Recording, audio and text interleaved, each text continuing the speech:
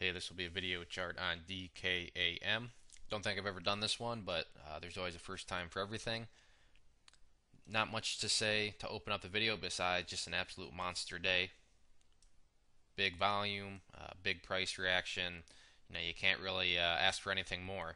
For the people that were nibbling and accumulating down here, a big congratulations to you. I'm sure you guys are all smiling pretty today after just what was a monster day. No other words can really describe it. With monster days like this come a bunch of requests, so here I am. Want to get things mapped out here so people that are in this and wanting to know what's going on from a charting perspective can have somewhat of an idea of what to look for. The main thing I'm going to kind of go over are support levels, because after a move like this, usually you're going to want to have profit takers and so forth. So pullbacks and things like that are not uncommon. But as long as support levels hold, the key ones that you want, then you can kind of just classify it as a healthy consolidation period, and then hopefully that'll lead to bigger moves up. So the key, resistance that was broken happened way this morning. This purple line here, which is the 50-day simple moving average, you can see the last time it was broken, shot up. When it was broken to the downside, you can see what happened. Price really suffered. But once again, history repeated itself. When it was broken, it was off to the races for the bulls. So that was the first key support level that broke, and we'll get back to that in a little bit. The next one that was pretty solid and bullish to see was this level right here.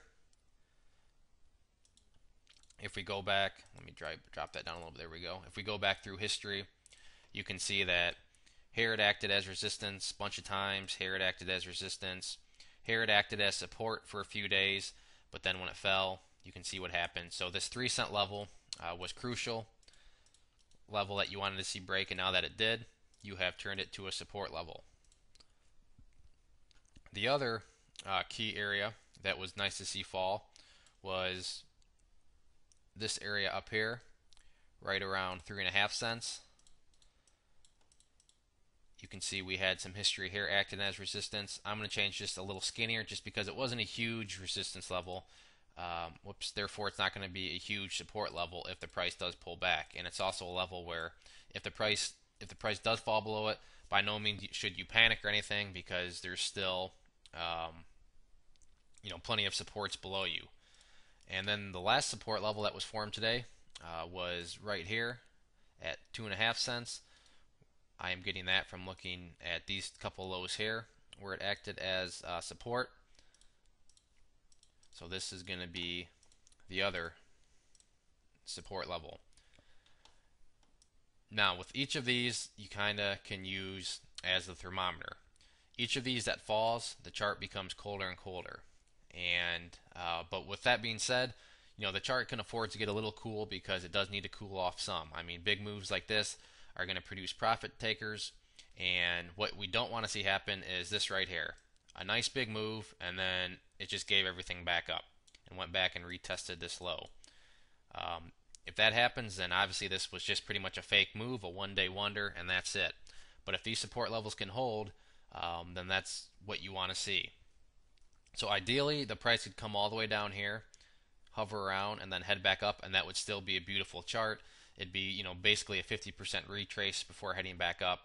And really, and I know most people aren't going to want to see this happen, but from a charting perspective, daily view, it could come all the way down here and bounce off this 50-day simple moving average. This is what I'm calling the must-hold level, though, because if this level can't hold on any sort of pullback, and keep in mind, I'm not saying that it is going to come down here, but I'm saying if it does, this is the level that no questions asked, needs to hold. If it doesn't, something's not right with the chart, plays over, move on. But considering we close up here, that would take quite a bit for it to fall, and hence that's the reason why this is kind of the must hold. If I had a pick, I would like to see it come down and hold above here. I think that would make the chart look beautiful, but it could still even come down here and the chart would still look nice. The worst case scenario, which like I said nobody wants to see happen, is it comes down here, bounces, and then heads back up. So you might be saying, well, how can a drop that far still be good for the chart? Well, remember, for overall players that are looking at the daily chart, it's all about lows.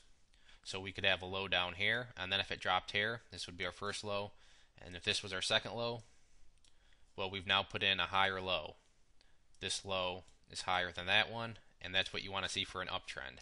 Now, granted, everybody would like to see a low up here, but technically, it could still bounce off the 50-day, and the chart would still be in an uptrend and looking better from a daily chart perspective. Now, the fun stuff, resistance levels. The key resistance, let me shrink this up some, that the price got rejected today by is this level here. If you look back from November, you can see that a bunch of times the price was bumping its head up here at 4 cents, and that's right where it got knocked down today. So this is the near-term support level. If that level does fall, then you have another one up here at the previous high, and if you can break through that one, things could really get interesting. Price could really get moving again. But I'm not going to get too far ahead of ourselves right now. We'll just focus on these two resistance levels, and if these ones fall and you get some closes above there, I'm sure I will be back to update the chart and keep everybody posted on that. So right now, I think the chart is more of a concern of what sort of consolidation are we going to get. What we don't want to see is history repeat itself like it did here. We want to see some nice healthy consolidation, but with support levels you can measure how healthy of a consolidation it is. If these support levels just keep crashing and falling, then that's your sign that something's just not right, so it's time to kind of move on.